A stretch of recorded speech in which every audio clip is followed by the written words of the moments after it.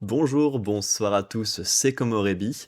On se retrouve pour un nouvel épisode de la Lumière Pop de la semaine, celui sur la semaine 45 qui s'écoule du 3 au 9 novembre. On est toujours bien en retard parce que finalement j'ai enregistré l'épisode de semaine 44 il y a 1h30. Puis hop, on a viré les silences, c'est mis en ligne, miniature prête, épisode prêt à sortir. Pour l'instant dimanche, on verra combien d'épisodes j'arrive à préparer. Parce que là, si j'arrive à terminer celui-là sera dimanche et le 44 sera samedi. Ainsi de suite, ça va remonter la semaine petit à petit. On verra bien. Pour cette semaine-là, on a 1, 2, 3, 4, 5, 6, 7, 8 œuvres. Ce qui va être une de moins que pour la semaine dernière. Et en plus, on a 4 de la même œuvre. Donc ça devrait être un peu plus rapide, je l'espère. Tout à l'heure, les 1h04 d'enregistrement, c'était un poil longué. Même si au final, ça donne un épisode de 40 minutes seulement. Il y a 25 minutes où j'ai rien foutu. En même temps, il y a 7 minutes au téléphone, 10 minutes par-ci par-là de pause. Ça se tient difficilement, mais c'est ok. Je vais sans doute pas avoir le temps d'enregistrer en entier, mais je m'avance un petit peu. Parce que d'ici une demi-heure, il faut que je me prépare et que je parte pour le nouvel an. Mais bon, on va s'avancer un petit peu, enregistrer un chouille, et ce sera déjà ça de prix. Si j'enregistre un épisode et demi aujourd'hui, ça sera infiniment fois plus que depuis une semaine entière.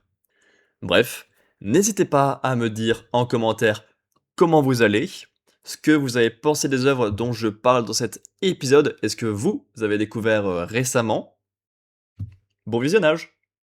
Cette semaine-là, on a continué le marathon et terminé également de JoJo's Bizarre Adventure Partie 4 Diamond is Unbreakable. Donc on va avoir 4 volumes d'affilée à discuter rapidement.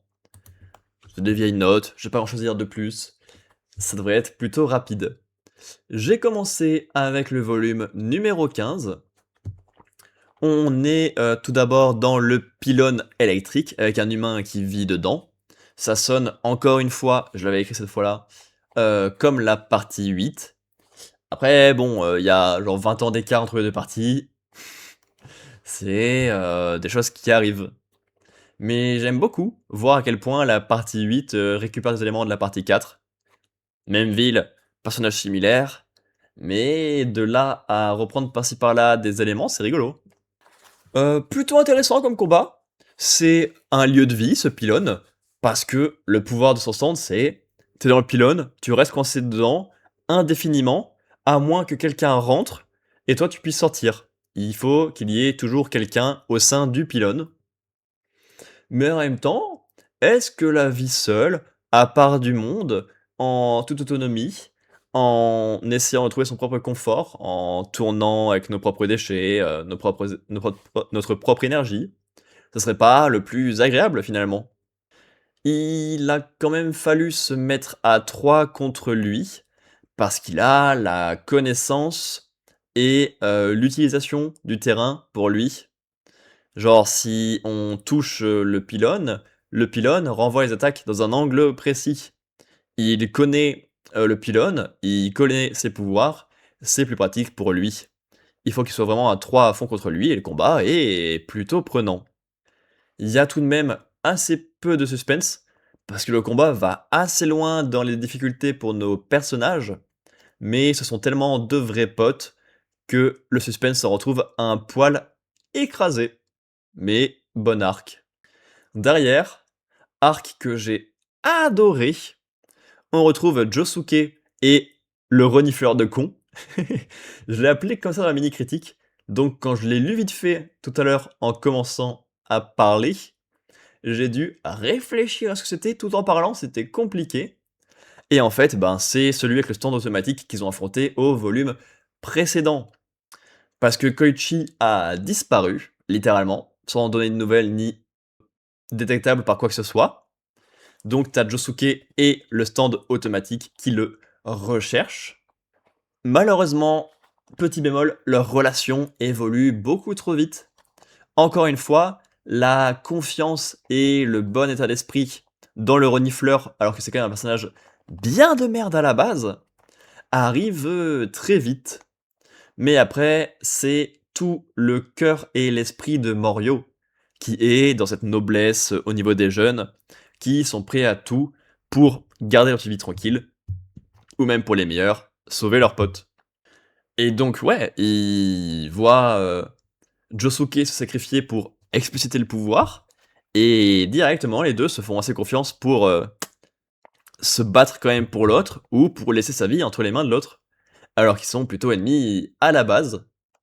Et c'est plutôt intéressant au niveau de l'adversaire. Il essaye de lire et de comprendre la marque principale de la peur dans son adversaire pour s'en servir de cette marque de peur pour le piéger dans ses feuilles. C'est très psychologique et d'observation. J'aime beaucoup. C'est un bon volume, un solide A. Ensuite, j'ai lu le volume 16 de JoJo's Bizarre Adventure partie 4 Diamond is Unbreakable. On termine notre arc avec Yuya qui sauve toute la situation. Il a vraiment un grand cœur d'un coup, un peu trop d'un coup, mais c'est très agréable à suivre et j'aime beaucoup les personnages valeureux comme ça, même quand ça partait très mal à la base. Ensuite, ça parle de Kira, et c'est toujours bien quand c'est Kira, donc c'était un bon moment. En effet, il en a un peu marre de faire tout en cachette et retombe dans ses travers et dans son petit kiff léger des mains. Le problème, c'est qu'il fait ça moins en cachette et qu'il a un fils qui est inquiet et qui fouine. Donc c'est beaucoup plus compliqué. Ça fout des sacrés coups de pression et j'aime beaucoup tous les coups de pression, tous les coups de stress auprès de Kira, parce qu'il est hyper fragile. Il résiste quand même, mais il est fragile. Et derrière, troisième arc du volume, le moins intéressant, on a Rohan qui fait face à un stand qui s'installe dans le dos des gens et qui tue son porteur quand son dos est découvert et que quelqu'un le voit. Donc c'est un parasite qui passe de dos à dos et qui tue son porteur à chaque fois. Donc il est bien coincé contre les murs, sans confiance. C'est stupide au possible de le voir coller son dos partout, de le voir faire confiance à personne. C'est... Alors, le côté parano et danger marche bien. C'est ce qui me plaît quand on suit les trucs de Kira. Mais là, c'est vraiment con et c'est pas spécialement lié au personnage. Et en plus, je trouve ça assez long, assez chiant parce qu'il n'y a pas vraiment de solution. Donc bon, bah c'est pas l'arc le plus palpitant. On peut dire merci à Koichi, qui connaît bien ses amis et qui l'a trouvé bizarre ici. Et à la ruelle de la Dame Fantôme, qui permet de se débarrasser de ce. Mais c'est très étrange comme dernier arc avant de lancer le combat final. Ça n'a genre aucun rapport et pas grand intérêt sur le personnage. Pas l'arc le plus fun. Pas le pire. Je pense que la palme du pire arc de Diamond is Unbreakable va au rat. Ora ora ora ora. Mais bon, bah, celui-là doit être le deuxième pire.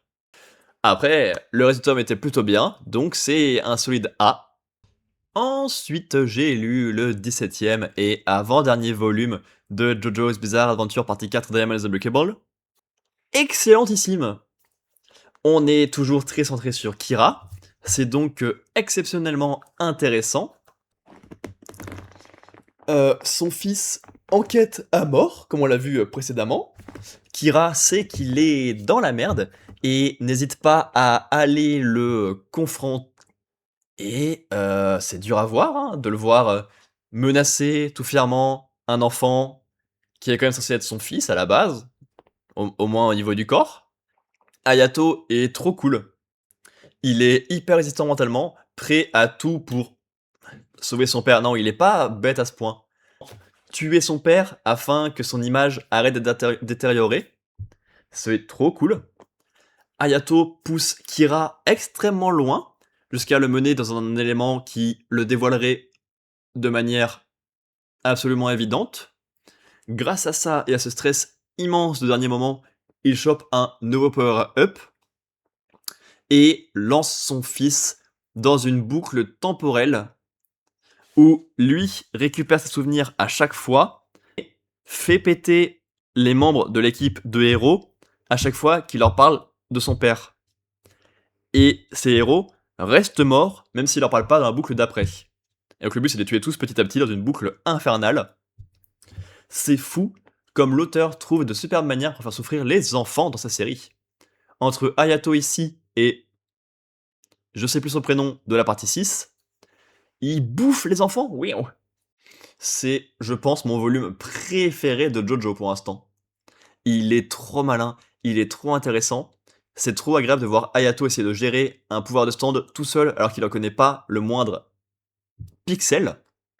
Il est dans une phase horrible où le temps qu'il a est de plus en plus court parce qu'il y a de plus en plus de gens morts dans l'équipe des héros.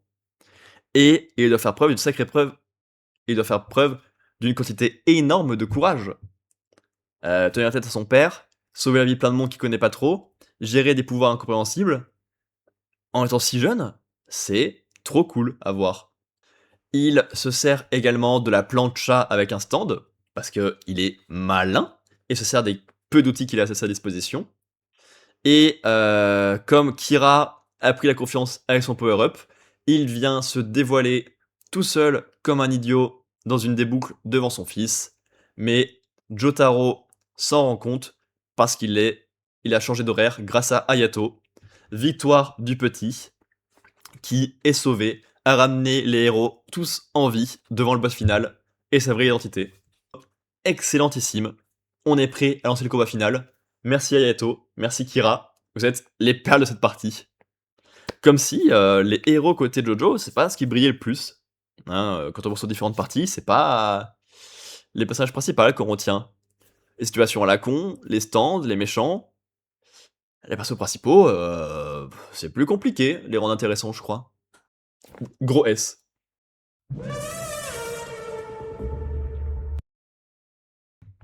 J'avais oublié le bruitage pour le volume précédent, donc on va le mettre une deuxième fois. Évidemment que le volume final de JoJo's Bizarre Adventure partie 4 Diamond is Unbreakable est exceptionnel aussi, comme le précédent.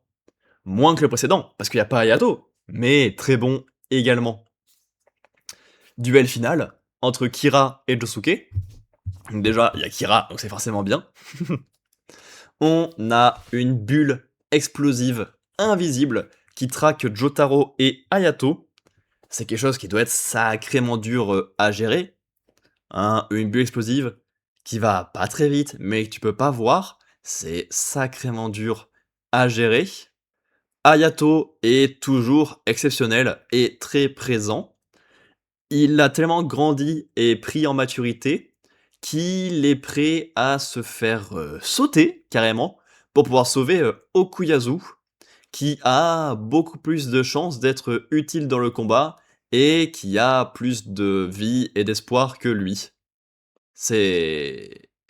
Derrière, on continue pas mal de pouvoir et beaucoup de présence du cœur de Morio, jusqu'à comprendre que c'est le père de Kira qui est encore dans les parages et qui l'aide beaucoup de manière discrète.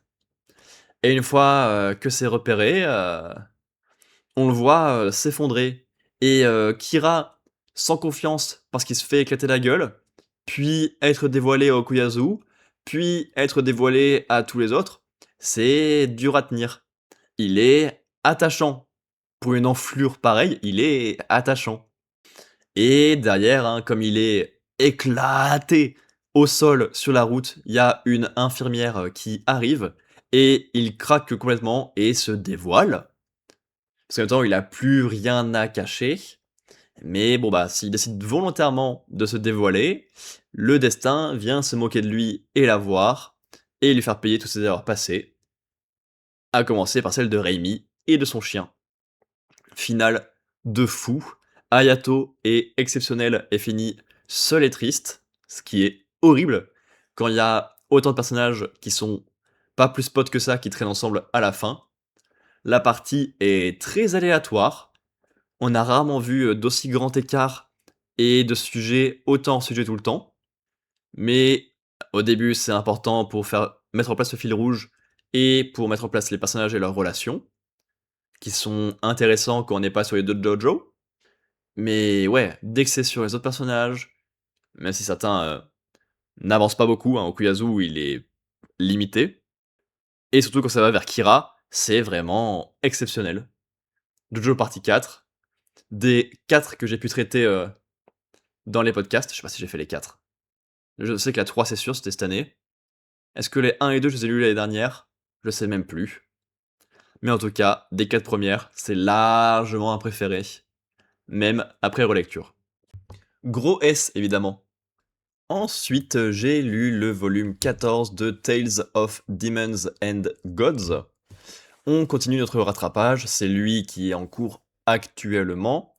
Il y a eu une grosse pause parce que les tomes 14 et 17 n'étaient pas disponibles pendant un bon moment. Ou 15 et 17, je ne sais plus.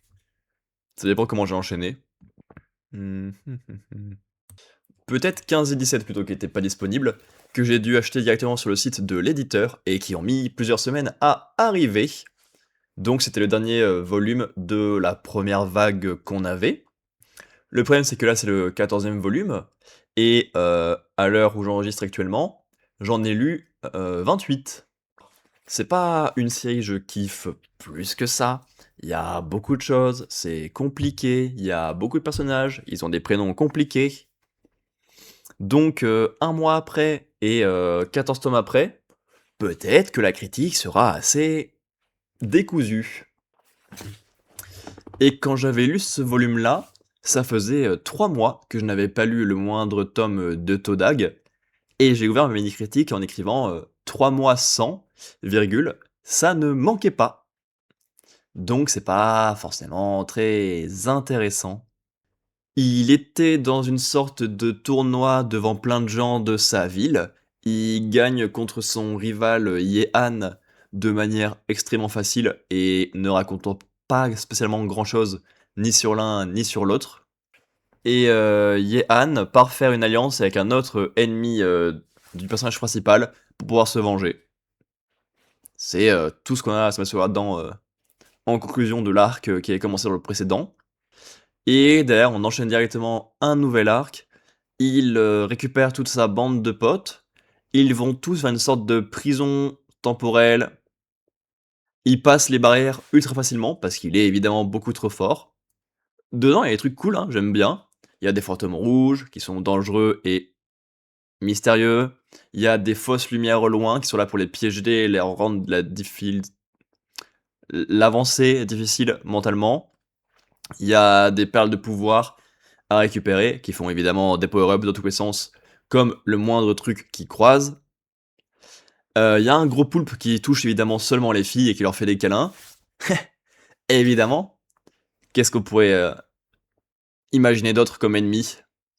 On a une stèle qui est installée, qui explique toute la vision du monde et toute sa compréhension de Kong Ming, qui est un personnage mystérieux dont on a parlé plusieurs fois jusqu'ici, et qui a laissé ses traces de son passage en tant que rang magnifique précédent. L'équipe est plutôt cool et plutôt intéressante, même si c'est très centré sur Nili et qu'il laisse pas beaucoup ses potes vivre, malheureusement. Et mon problème, c'est qu'ils sont dans une prison où ils sont partis tout seuls en ayant brisé un nombre important de barrières, et qu'à l'intérieur, c'est pas si dangereux que ça. C'est censé l'être, mais le groupe est tellement monstrueux que, ben, c'est comme s'il y avait rien en face. Et ils profitent de ça pour encore s'améliorer en masse dans tous les sens, un peu de manière forcée. C'est pas des plus intéressants. J'étais pas contre le principe au début de Todag, mais comme c'est que sur Nili et que c'est une boucle infinie de on croise une difficulté, c'est pas dur et on gagne des milliards de bonus, c'est peut-être un petit peu lourdingue. Ensuite, j'ai continué un peu à jouer à la Switch 2 avec Kirby le pays des étoiles filantes, qui est l'élément inédit de la version Switch 2 de Kirby et le monde oublié. C'est genre la mise à niveau du jeu pour le rendre plus fluide, machin. Et il y a un petit bout de nouveauté. Donc c'est le pays des étoiles filantes. J'ai passé un bon moment, mais c'est principalement parce que le jeu de base est bien. Il n'y a pas grand chose de plus et de particulier. Parce qu'en soi, c'est pas très long. On revisite juste 12 niveaux qu'il y a de base dans le jeu, avec des fleurs qu'il faut passer par des chemins différents. Bien de prendre un niveau pour le repenser en disant bah tu vois, normalement t'es sur l'océan et tu passes tout un chemin, et ben là l'océan on l'ouvre en deux, tu peux passer par en dessous et éviter plutôt les fonds marins asséchés. C'est bien repensé, mais bon bah c'est pas poussé très loin non plus dans des idées folles pour les faire évoluer, et c'est dommage. Créer vraiment à 100% les nouveaux décors, ça aurait été peut-être un peu dur. Mais on aurait pu garder les mêmes mondes en ayant des nouveaux niveaux. Là, même si c'est pas partagé constamment, la même trame de base. On a 3 nouveaux transmorphismes pour traverser tout ça. Ils sont... Le gameplay est toujours cool, comme pour tous les autres. Elles sont assez bien mises en avant, ça marche bien. Mais comme moi j'avais fait le jeu plutôt récemment, il y a eu que 8 mois entre ma découverte du jeu de base et la découverte du DLC. Pas assez... C'est pas assez pour que je sois en mode waouh, ça fait trop plaisir de revenir dans le jeu, même si c'est la même chose, je suis content de revenir. Et c'est trop pour que je me dise oh, c'est un bonus sympa, trop cool à enchaîner. Tu vois, là c'est pile l'entre-deux un peu chiant. Les ennemis sont particulièrement nuls, c'est les mêmes qu'avant, avec des cristaux magiques dessus, qui les rendent normalement plus forts, pas grand chose de plus. Ça c'est un peu feignant. J'aimais bien rechercher les Waddle Dee, qui étaient cachés dans les niveaux du jeu de base. Là, les recherches des astralés, c'était pas spécialement fun. J'ai pas trop aimé comment c'était caché. C'est dommage. Le final, même si t'as un peu les trucs qui se recoupent avec le jeu de base, est très beau dans ses cinématiques et dans le combat, qui est intéressant. Ça, je prends. Le Colisée, avec cette nouvelle version Deluxe, était faisable de manière raisonnable en 2 essais grâce à ma technique précédente et à mon amélioration de pouvoir que j'ai eu dans ma partie principale. Et la recherche des figurines restantes, c'était ok.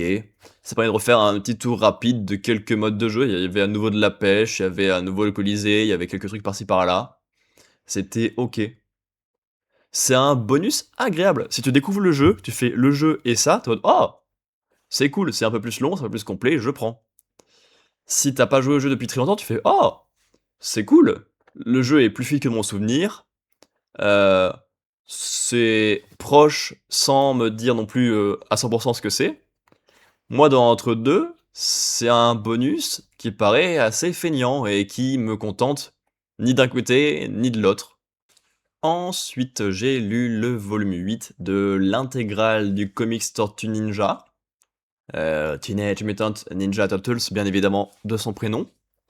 On a Bebop et Rocksteady sur la couverture du volume.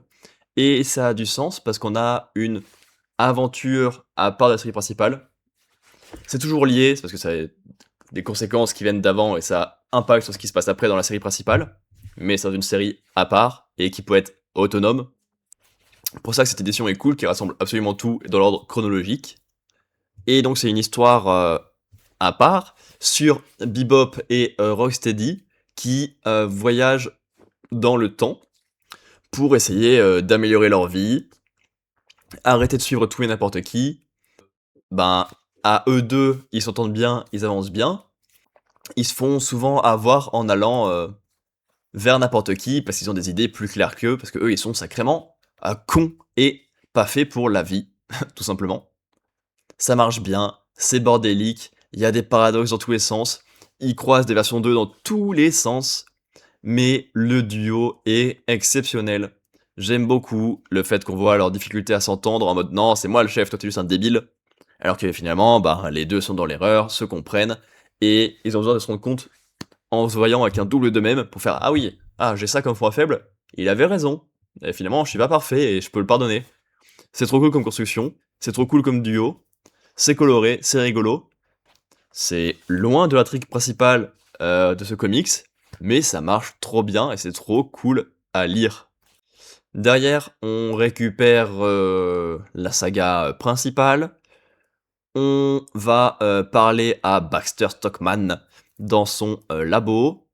Il y a des flics et des assassins nuls qui viennent, les affronter. Ils sont obligés de s'allier avec lui, ça marche bien. J'aime beaucoup dans l'idée les alliances de circonstances. Ça me fait toujours kiffer de voir le personnage, faire des efforts en eux-mêmes pour affronter un ennemi commun plus fort. C'est très intéressant quand c'est pas, forcé et que les personnages quand même se servent de ce qui s'est passé un petit peu. Mais c'est, dur mentalement parce que, Leonardo doit faire face à ses peurs en tant qu'ancien contrôlé par les méchants, en tant que chef d'équipe, en tant que décideur, en tant que fils de Splinter qui est actuellement en train de contrôler une équipe de manière assez étrange. On a un chapitre de Noël qui tombe bien dans la période dans laquelle je parle maintenant, mais qui était un peu tôt quand je l'ai lu.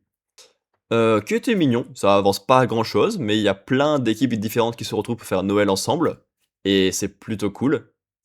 On a un chapitre sur Old Hob et sur Leatherhead qui vont affronter un exploitant d'animaux mutants, parce que ben c'est un sacré connard de faire ça, mais les deux sont pas d'accord sur le pourquoi est-ce qu'il faut les détruire, sur comment les détruire.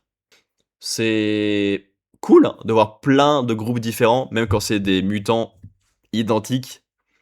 Derrière, on a un nouveau mutant qui est genre un assemblement de plein de petits vers dans les égouts. Ça fait un chapitre un peu horrifique. Le combat est cool, mais d'où est-ce que ça sort, je sais pas trop.